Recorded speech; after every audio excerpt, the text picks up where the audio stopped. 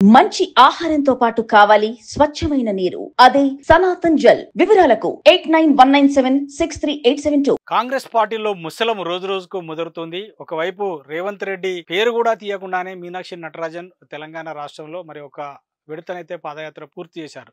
ఈ 18 నెలల కాలంలో తెలంగాణ రాష్ట్రంలో కాంగ్రెస్ పార్టీ అధికారంలోకి వచ్చిన తర్వాత తెలంగాణ రాష్ట్ర ప్రజలు ముఖ్యమంత్రి రేవంత్ రెడ్డి ప్రభుత్వ పరిపాలన గురించి ఏమనుకుంటున్నారో తెలుసుకునేందుకు ఆమె పాదయాత్ర చేశారు. సరే, జనహిత యాత్ర పేరుతో ఆమె కొన్ని జిల్లాలు కూడా పర్యటించారు. ఈ సందర్భంగా మీనాక్షి నటరాజన్ తెలంగాణ రాష్ట్ర కాంగ్రెస్ వ్యవహారాల ఇన్ఛార్జ్, ఏఐసిసి దూత అయినటువంటి మీనాక్షి నటరాజన్ ఎక్కడ కూడా ముఖ్యమంత్రి రేవంత్ రెడ్డి పేరు తీయలేదనేది ఒక చర్చనీయాంశం. మరొక ముఖ్యమైనటువంటి అంశం ఏంటంటే మునుగోడు ఎమ్మెల్యే కాంగ్రెస్ పార్టీ నుంచి గెలుపొందినటువంటి మునుగోడు ఎమ్మెల్యే కోమటిరెడ్డి రాజగోపాల్ రెడ్డి కొద్దిసేపటి క్రితమే మరొక బాంబు పేల్చాడు.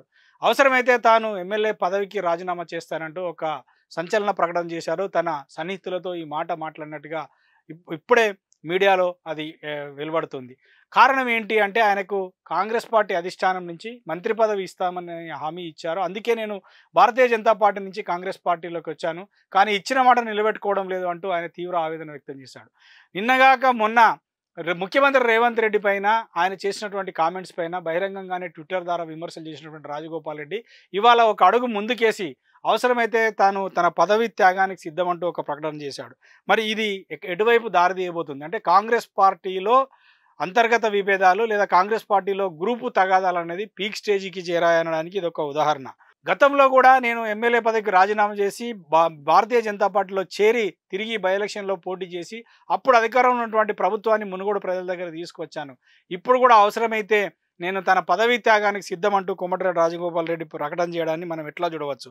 ఇది ముఖ్యమంత్రి రేవంత్ రెడ్డికి రాజగోపాల్ రెడ్డికి మధ్య పెరుగుతున్న దూరమా, లేదంటే ముఖ్యమంత్రి రేవంత్ రెడ్డి హామీ మేరకు రాజగోపాల్ రెడ్డికి మంత్రి పదవి ఇవ్వలేకపోయాడా, లేదా కాంగ్రెస్ పార్టీ అధిష్టానం ఇచ్చినటువంటి హామీ మేరకు రాజగోపాల్ రెడ్డికి మంత్రి పదవి ఇవ్వలేకపోయారా? అందుకే గత కొంతకాలంగా రాజగోపాల్ రెడ్డి ఎక్కడ కూడా కాంగ్రెస్ పార్టీ కార్యక్రమాలలో పాల్గొనట్లేదు, అధికారికంగా పాల్గొనడం లేదు. మొన్న జరిగినటువంటి ఒక సభలో కూడా కోమటిరెడ్డి రాజగోపాల్ రెడ్డి ఉమ్మడి నల్గొండ జిల్లాలో జరిగినటువంటి కార్యక్రమంలో కూడా ఎమ్మెల్యేగా, కాంగ్రెస్ పార్టీ ఎమ్మెల్యేగా, అధికార పార్టీ ఎమ్మెల్యేగా కోమటిరెడ్డి రాజగోపాల్ రెడ్డి పాల్గొనలేదు. కారణం ఏంటి అంటే ఇటీవల కాలంలో జరిగినటువంటి మంత్రివర్గ విస్తరణలో ముగ్గురికి మంత్రివర్గంలో స్థానం లభించింది. కానీ తనకంటే జూనియర్లు అయిన వాళ్ళకి మంత్రి పదవి ఇచ్చారు, తనకు మంత్రి పదవి ఇవ్వకుండా అవమానపరిచారంటూ రాజగోపాల్ రెడ్డి ఇవాళ ఒక హాట్ కామెంట్ చేశారు. మరి అవసరమైతే నేను పదవికి త్యాగం చేయడానికి సిద్ధంగా ఉన్నాను, పదవికి రాజీనామా చేస్తాను అంటున్నాడంటే ఏం చేయబోతున్నాడు? మళ్ళీ కోమటిరెడ్డి రాజగోపాల్ రెడ్డి తిరిగి కమలం పార్టీ వైపు అడుగులు వేస్తాడా, భారతీయ జనతా పార్టీలోకి వెళ్ళబోతున్నాడా, లేదంటే కాంగ్రెస్ పార్టీ అధిష్టానం పైన ముఖ్యమంత్రి రేవంత్ రెడ్డి పైన నిరసన తెలపడం కోసం మాత్రమే ఈ ప్రకటన చేశాడనేది చూడాలి. తనకెందుకు మంత్రి పదవి ఇవ్వడం లేదు? తనకు మంత్రి పదవి ఇస్తానని హామీ ఇస్తేనే భారతీయ జనతా పార్టీని వదిలి కాంగ్రెస్ పార్టీలోకి వచ్చానని, కాంగ్రెస్ పార్టీలోకి వచ్చిన తర్వాత తెలంగాణ రాష్ట్రంలో కాంగ్రెస్ పార్టీ అధికారంలోకి రావడం తన వంతు కృషి చేశానని, ఆ తర్వాత మంత్రి పదవి ఇస్తానని చెప్పి ఇవ్వకపోవడము తనని తనకంటే జూనియర్లు అయిన వారి ముందు అవమానించడమేనంటూ కూడా ఆయన వ్యాఖ్యలు చేశాడు. మునుగోడు నియోజకవర్గ ప్రజల అభివృద్ధి తనకు ముఖ్యం, పదవులు ముఖ్యం కాదు అంటూ కూడా కోమటిరెడ్డి రాజగోపాల్ రెడ్డి అంటున్నాడు.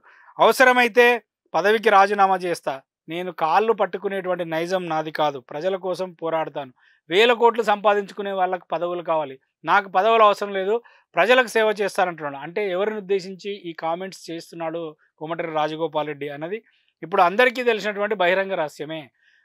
డబ్బులు సంపాదించుకోవడానికి పదవి కావాలి, ప్రజాసేవ చేయడం కోసం పదవులు అవసరం లేదంటున్నాడు. అంటే ఎమ్మెల్యే పదవి ఉన్నా లేకున్నా ప్రజాసేవ చేస్తాను, లేదా ఎమ్మెల్యే పదవితోనైనా చేస్తా, మంత్రి పదవి అవసరం లేదని.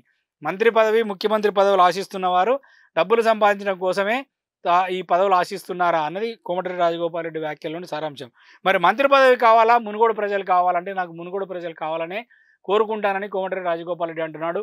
తాజాగా చేసినటువంటి కోమటిరెడ్డి రాజగోపాల్ రెడ్డి ప్రకటన కాంగ్రెస్ పార్టీలో మరొక ప్రకంపనలు సృష్టించనే చెప్పాలి. కాంగ్రెస్ పార్టీలో అంతర్గతంగా ఇంతకాలం కొనసాగుతున్నటువంటి అసంతృప్తులు కావచ్చు, అసమ్మతి కావచ్చు, లేకపోతే గ్రూపు తగాదాలు కావచ్చు, వర్గ విభేదాలు తారాస్థాయికి చేరాయనడానికి కోమటిరెడ్డి రాజగోపాల్ రెడ్డి తాజా ప్రకటన ఉదాహరణ. మరి రాజగోపాల్ రెడ్డి ఏం చేయబోతున్నాడు?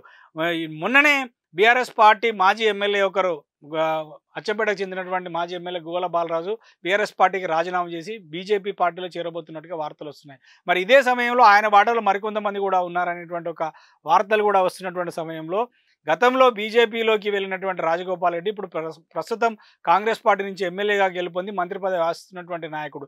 మరి అవసరమైతే తాను పదవి త్యాగాన్ని సిద్ధం పడతానంటున్నానంటే మళ్ళీ తిరిగి రాజగోపాల్ రెడ్డి బీజేపీలోకి వెళ్తాడా? నిజంగానే రాజగోపాల్ రెడ్డి బీజేపీలోకి వెళ్తే కాంగ్రెస్ పార్టీ పరిస్థితి ఏంది? ఒక్క రాజగోపాల్ రెడ్డి అయినా, రాజగోపాల్ రెడ్డితో పాటు ఇంకెవరైనా ఇదే ఆలోచనతో ఉన్నారా? కాంగ్రెస్ పార్టీలో రేవంత్ రెడ్డి ముఖ్యమంత్రి అయిన తర్వాత తమకు సరైన గుర్తింపు కానీ ప్రాధాన్యత కానీ లభించడం లేదు అని భావిస్తున్నటువంటి వాళ్ళందరూ కూడా రాజగోపాల్ రెడ్డి బాటలో పయనం చేయబోతున్నారా? ఈ రాజగోపాల్ రెడ్డి ప్రకటన మనం ఎట్లా చూడాలి? కాంగ్రెస్ పార్టీ అధిష్టానం దీనిపైన ఎలా స్పందించబోతుంది? తెలంగాణ రాష్ట్ర కాంగ్రెస్లో రాజకీయాలు ఎటువైపు తిరగబోతున్నాయో చూడాలి. మొత్తానికైతే రాజగోపాల్ రెడ్డి స్టేట్మెంట్ మాత్రం ఇప్పుడు హాట్ కామెంట్గా, హాట్ డిబేట్గా మాత్రం మారింది.